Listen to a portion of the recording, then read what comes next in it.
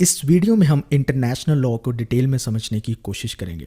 हम सबसे पहले देखेंगे कि क्या है इंटरनेशनल लॉ, स्टेट के लिए इंटरनेशनल लॉ कितना ज़रूरी है।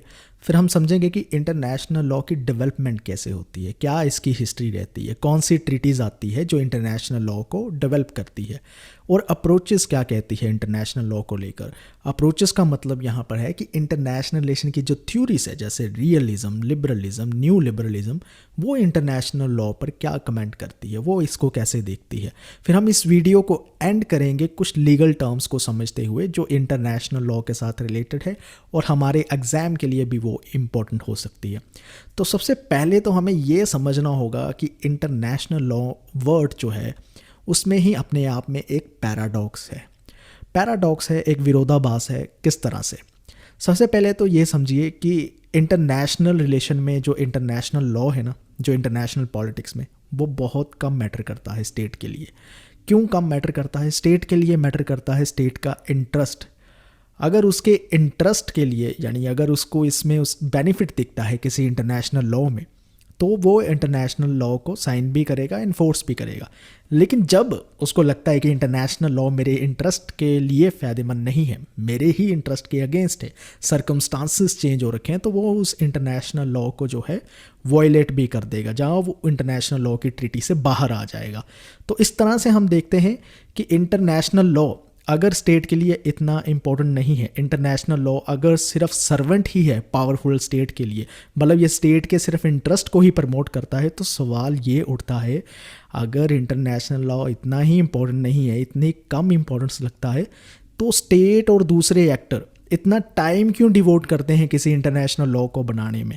क्यों इतनी बड़ी बड़ी इंटरनेशनल डिबेट्स होते हैं? क्यों इतने फॉर्म, क्यों इतने समिट होते हैं सब जगह? क्यों इंटरनेशनल लॉ को बनाने में, कोई नया लॉ को लेकर आने में ही चर्चा लगी रहती है? तो ये चीज़ जो है एक पैराडॉक्स कहलाती है कि इंटरनेशनल लॉ स्टेट के लिए इतना मायने भी नहीं रखता, ठीक है। और दूसरी बात है कि इतना लंबा समय नेगोशिएशन भी चलती रहती है इंटरनेशनल लॉ को बनाने के लिए।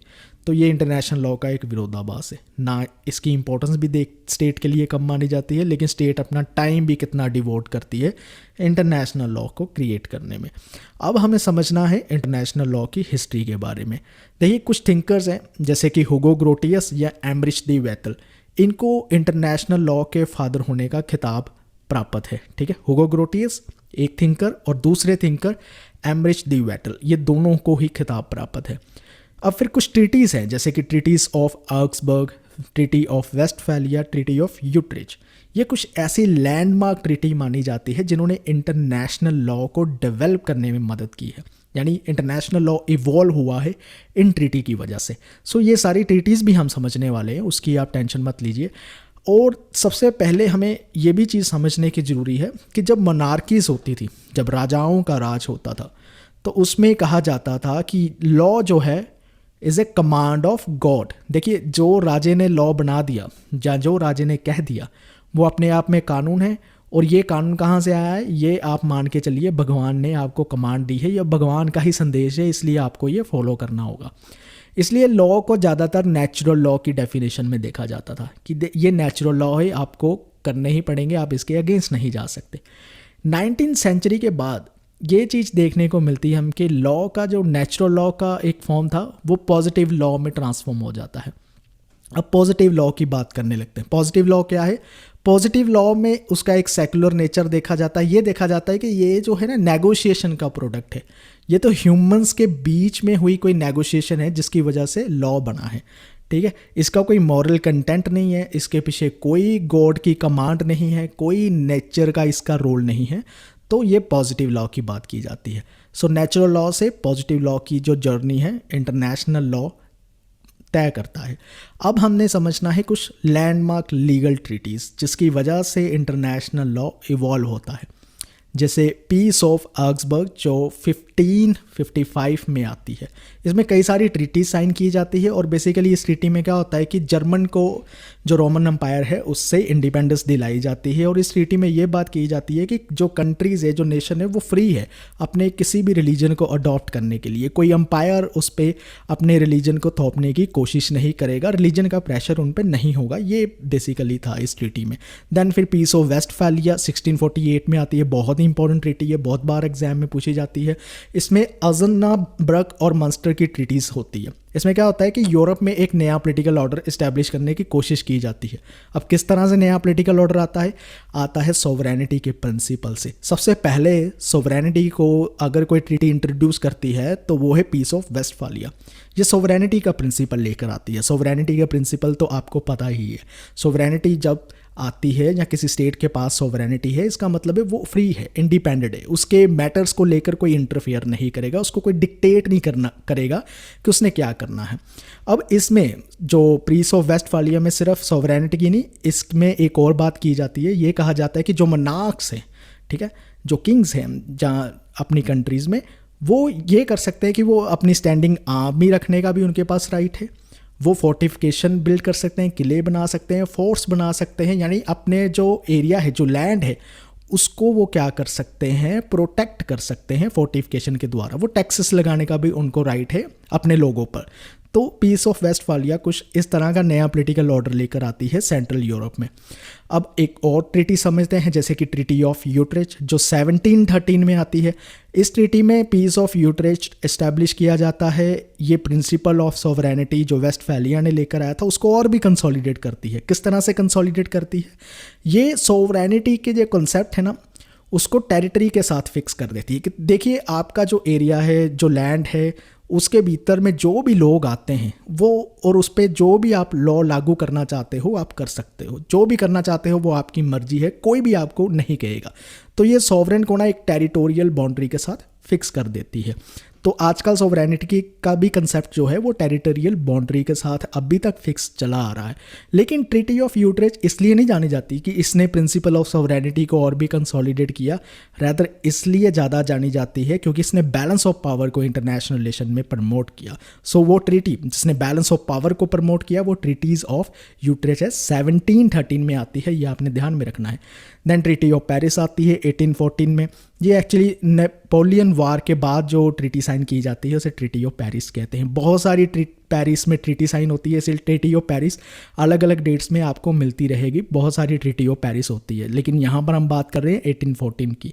तो इसने कांग्रेस ऑफ वीना इस्टेब्लिश की, और इसने बेसिकली कांग्रेस ऑफ वीना ने ये डिफ़ाइन किया कि जो नेपोलियन वार अब ख़त्म हो चुके हैं उसके बाद हमने कैसे जो कंट्रीज़ है एक दूसरे के साथ डील करना है। तो अल्टीमेटली जो यूरोप का कॉन्सेंट है वो इस्टेब्लिश किया जाता है ताकि कंट्रीज़ में जो है आपस में कोऑपरेशन किसी तरह से बढ़ सके। फिर ट्रीटी ऑफ वर्साइलीज आती है, ये आपको पता है 1919 में आती है, वर्ल्ड वार 1 के बाद आती है। ये लीग ऑफ नेशन को इस्टेब्लिश करती है और कुछ जो विजेता या डिफीटेड पावर है, विक्टोरियस या डिफीटेड पावर वर्ल्ड वार 1 में, उनके कुछ राइट्स क्या है और उनकी ड्यूटीज़ क्या है, ऑब्लिगेशन क्या है, उन्हें क्या करना होगा, इस चीज़ के बारे में जो है ये ट्रीटी बात करती है। देन यूएन का चार्टर आता है 1945 में।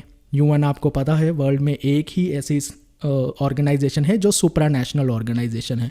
इसके चार्टर में कुछ राइट्स और ऑब्लिगेशन डिफाइन किए जाते हैं कि जो कंट्री साइन करेंगी उन्हें क्या क्या फॉलो करना पड़ेगा।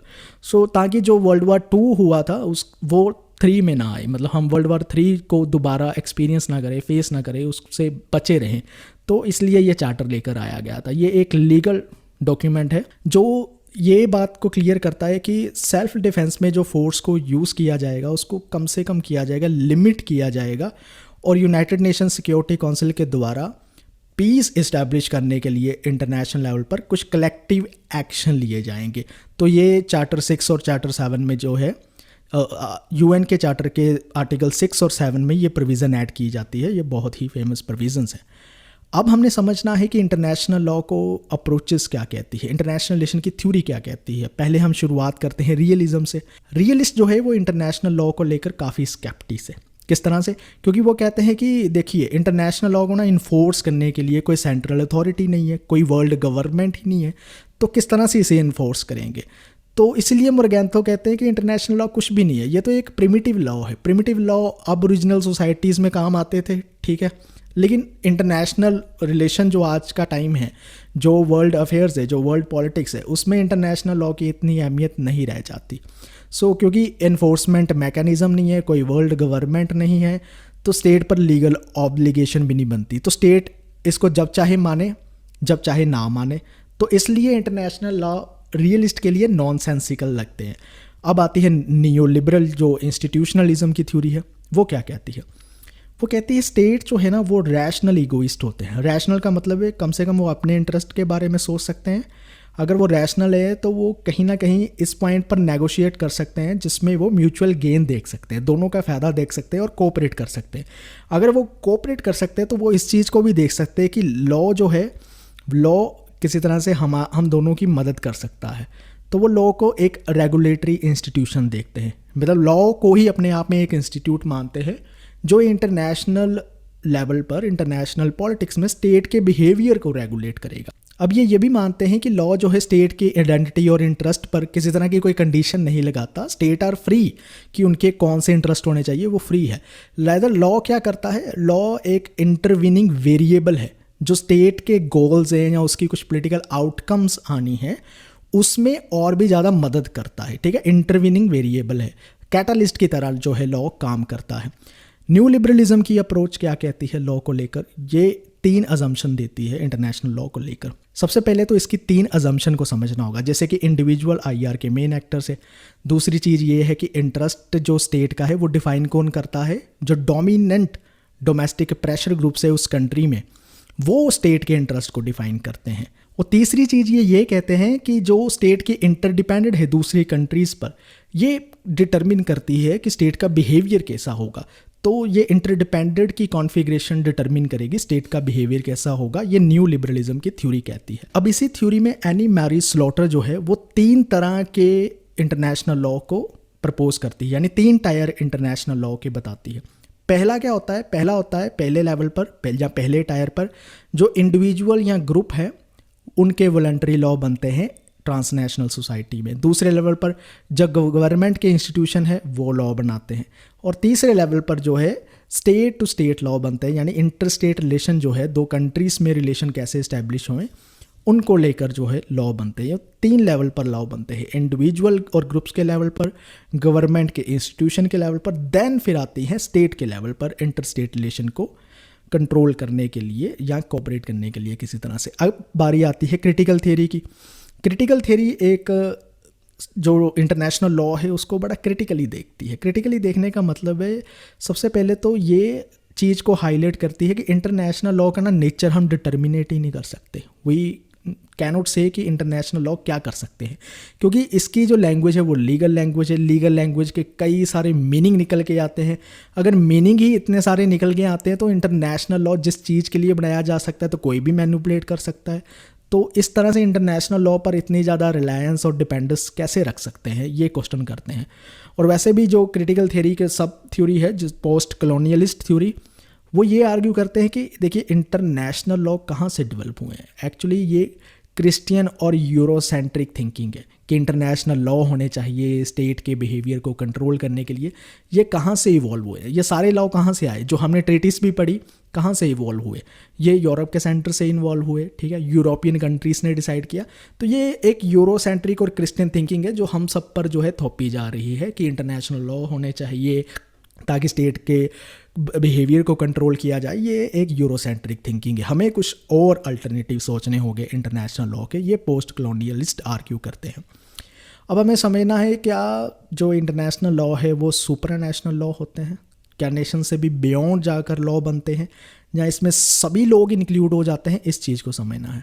सबसे पहले तो हमें ये समझना है कि इंटरनेशनल लॉ इंटीग्रेशनल ऑर्डर को फैसिलिटेट करते हैं। ठीक है, इंटरनेशनल लेवल पर किसी तरह के ऑर्डर को फैसिलिटेट करते हैं।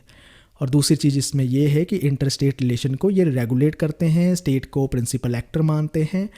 अब इसके साथ ये भी चीज़ समझने वाली है कि ग्लोबल गवर्नेंस आने की वजह से इंटरनेशनल लॉ जो है वो अब सुपरानेशनल बनते जा रहे हैं। किस तरह से सुपरानेशनल बनते जा रहे हैं? अब इंडिविजुअल्स, ग्रुप्स, ऑर्गेनाइजेशन जो है वो सभी जो है इंटरनेशनल लॉ का सब्जेक्ट बनते जा रहे हैं। सब्जेक्ट का मतलब है कि इंटरनेशनल लॉ उन पर भी एप्लीकेबल होता जा रहा है। पहले इंटरनेशनल लॉ सिर्फ नेशन स्टेट जो है उन तक एप्लीकेबल था, अब जो इंडिविजुअल्स, ग्रुप्स या ऑर्गेनाइजेशन है उस पर भी एप्लीकेबल है। इवन नॉन स्टेट एक्टर बड़ा इंपॉर्टेंट रोल प्ले करने लगे हैं इंटरनेशनल लीगल नॉर्म्स को डिफाइन करने में, उनको डेवलप करने के लिए। देखिए नॉन स्टेट एक्टर्स आप इमेजिन कर सकते हैं, बड़ी बड़ी मल्टीनेशनल कॉरपोरेशन जो है वो किसी स्टेट को कन्विंस कर सकती है। देखिए आपकी स्टेट में अगर फलाना लॉ नहीं ना होगा, अगर आप इस लॉ को प्रमोट नहीं करेंगे तो हम आपकी स्टेट को छोड़कर चल जाएंगे, हम अपनी कंपनी का बेस किसी और कंट्री में लगा लेंगे। तो इस तरह से बहुत बड़ा रोल प्ले करती है नॉन स्टेट एक्टर। इसमें इसके साथ ये भी चीज़ समझने की ज़रूरत है कि इंटरनेशनल लॉ पहले तो सिर्फ ऑर्डर तक सीमित था कि इंटरनेशनल लेवल पर, वर्ल्ड पॉलिटिक्स के लेवल पर एक ऑर्डर मेंटेन हो, कंट्रीज लड़े ना, ठीक है, झगड़े ना, ये ऑर्डर मेंटेन हो। लेकिन ये ऑर्डर से भी पार जाकर अब जो इंटरनेशनल लॉ है वो ह्यूमन राइट्स की भी बात करता है, वो जस्टिस की भी बात करता है, इन सारी चीज़ों की बात करने लगा है इंटरनेशनल लॉ।